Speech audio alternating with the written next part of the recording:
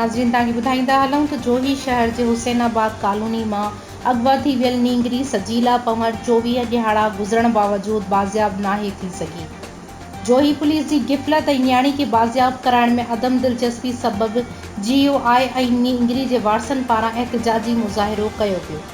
Report Mushtaq Ali रोधनानी मुताबिक़ नींगरी जे पोरियत वालिद प्यार अली पंवर, हबीबुल्ला अली खान टन्ना पंवर ऐं GOI कारकुननि ऐं मासूम ॿारड़नि नेशनल प्रेस क्लब जोही अॻियां धरणो हयो, जंहिं सबबि 1 कलाक ताईं ट्रैफ़िक जाम रही। हिन मौक़े ते मगवी जे वालिद प्यार अली ऐं ॿियनि वारसनि पारां मीडिया अॻियां दाईंदे इल्ज़ाम हयो वियो त जोही शहर जे हुसैनाबाद कॉलोनी मां नींगरी सजीला पंवर जे अगवा वारे वाक़िए जी FIR 4 जवाबदारनि नूर अहमद लुंड, सद्दाम उर्फ पप्पू, मंज़ूर लुंड ऐं हिकु नामालूम ख़िलाफ़ दाख़िल थियण बावजूद हिन वक़्त ताईं जोही पुलिस केस में नामज़द जवाबदारनि खे गिरफ़्तार नाहे करे सघी।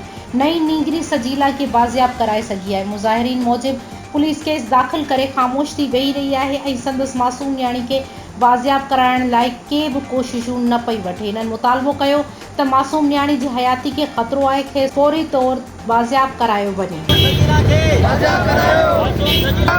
मासूम